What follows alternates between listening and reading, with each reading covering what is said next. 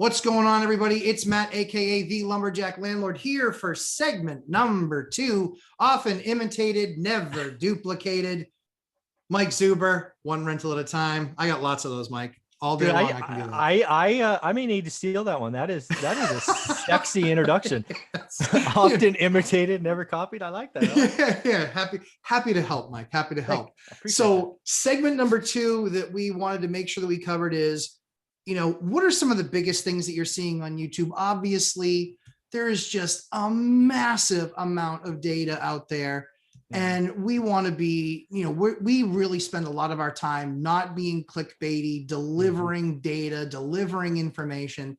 So what are some of the biggest things that you're kind of seeing on YouTube that just are, kind of your, on a scale of 1 to 10 and 11 on cringeworthy? Yeah.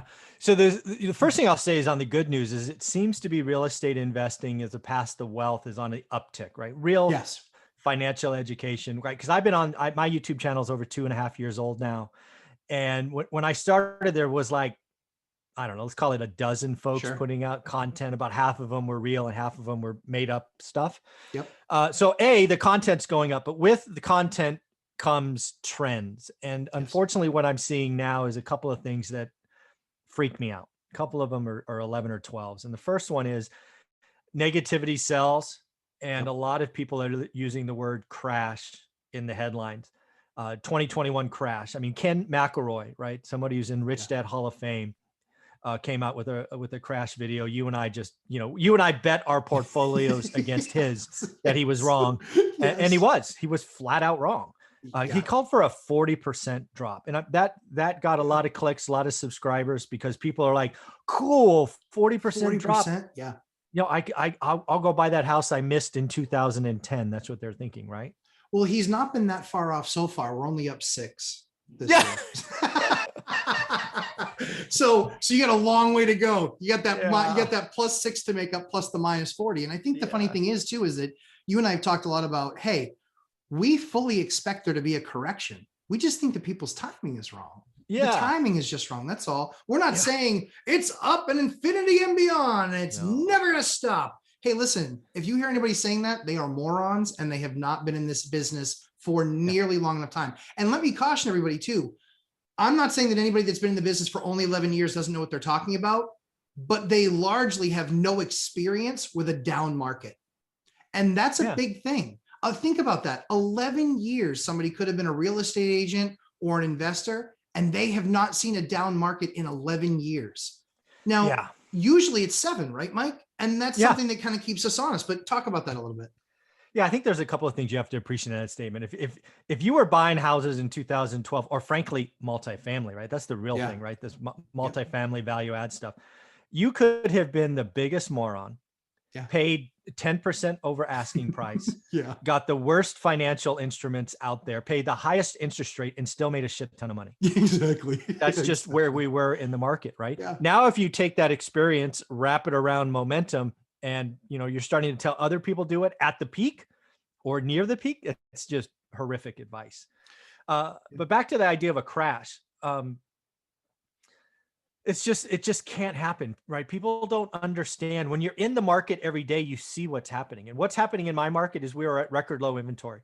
Right. If you take a market, which Fresno is 1 million people, rough and tough, and you even break down the MLS into segments, right? Because everybody should know there's a median, right? There's a middle. And above the middle, those are the rich people, right?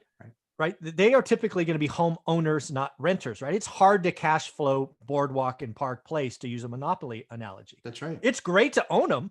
Right. If you want to flex, go flex, but that's not where you're going to get cash flow rentals, right? You're going to go to the opposite end of the monopoly board.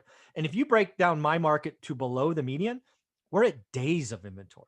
That's right. How the hell can you have 40% drop when you have days of inventory? We're not talking months. We're not even talking weeks. We're counting days of inventory. Yeah. It's supply and demand. It's the simplest economics discussion ever out there. And it just can't happen. Guys, I'm a 9th grade dropout, and even I understood how this goes, like it's not hard. And the crazy thing is too, is you look at it and you say, did you see the house in DC, the one that went on? Yeah. Yeah. 67 cash offers or something. Yeah. 67 cash, or I think it was even the 70s, 76 cash offers, 88 total offers in 4 days. The house was listed for 275 and sold for 460, all cash, 10-day close, no contingencies. Guys, that might be a sign inflation's coming.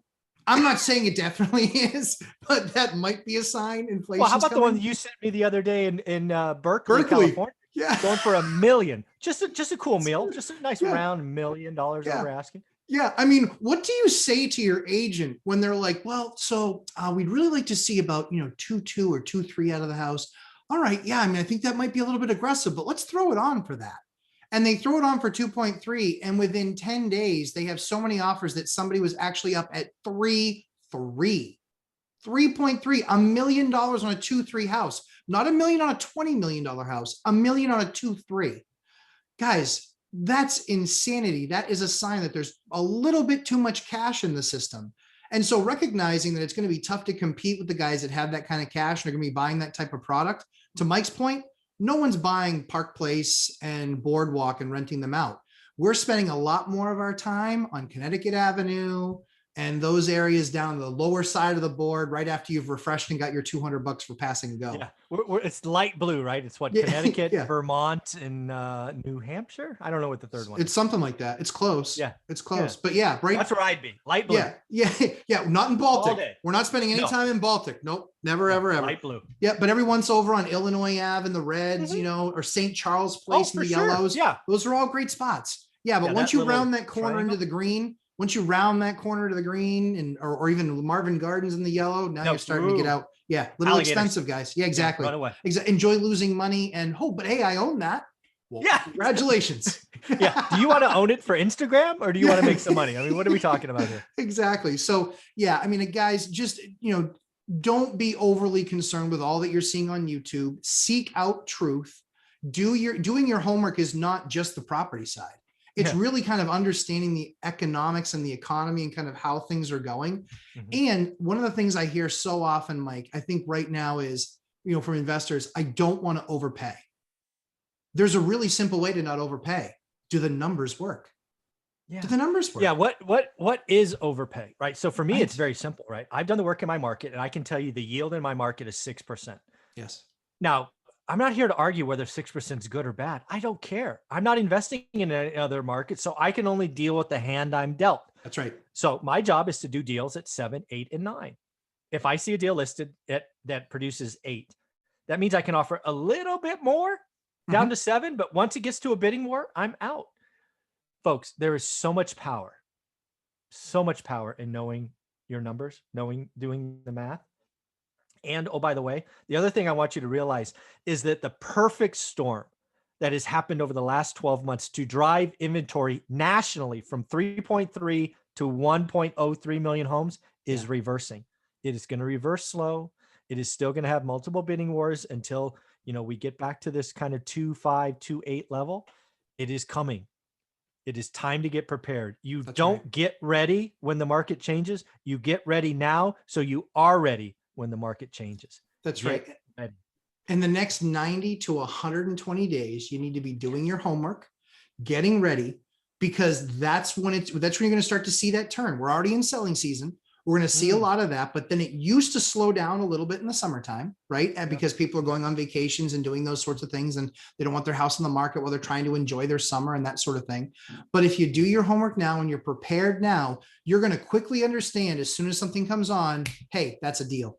Oh, yep, that's a deal right there. And a lot of times, a lot of investors say this, you make your money when you buy, not when you sell.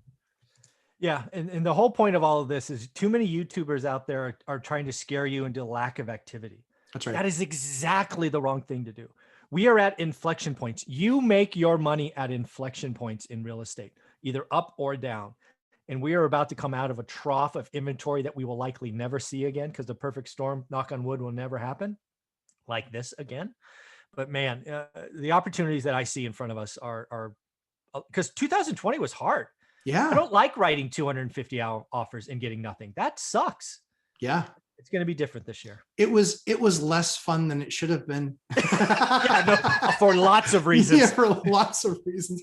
I mean, hey, at the end of the day, we're all shooting for that Trading Places, Dan Aykroyd, Eddie Murphy moment. Just clicking up tickets and buy when you know the answer. And the answer is always what it is, which is a great deal is a great deal, because it's based on what your rate is. It's based on what your package is. It's based on what it's returning in that market. It's based on all of these things. And so if you're doing those good and great deals, that's where you need to end up. Mike, your last thoughts? Yeah. The last thing I want to tell you is real estate investing is a journey that once you're on, the power is immense. So 2020 was hard for lots of people, but here's the deal. The federal government forced interest rates lower. So I restructured millions of dollars in debt and my cash flow went up thousands of dollars a month. Real estate, single family homes were in high demand. So I was able to raise rents on single family homes to the tune of thousands of dollars a month. And oh, by the way, while I wrote 250 offers on market deals and got nothing, I was still able to add 6 properties to my portfolio and add thousands of dollars a month. Folks, do the work, get in the journey, never stop. And you too can add thousands and thousands and thousands of dollars to positive cash flow every month. Thus saith Mike the Hammer Zuber. The Hammer. I remember some of the videos in the beginning. He was just like, I'm like a hammer. And I'm like, he is. And guys, that's the mentality that it takes. Because again, I always tell people there's like, I'm so sick of hearing that analogy, but hey, I'm going to use it again. And it is, I don't have to outrun the bear. I only have to outrun you. That's it. That's all I got to do. That's what a lumberjack does. I don't have to outrun the bear. I only got to outrun you. You're going to be his snack, not me. So, again, guys, this market is exactly that same thing. Put yourselves in a position where you've done the work, put yourselves in a position where you've capitalized properly and you've got things lined up. That way, when you see, you can act faster, you can act more diligently, you can be on top of that deal, execute and get it done.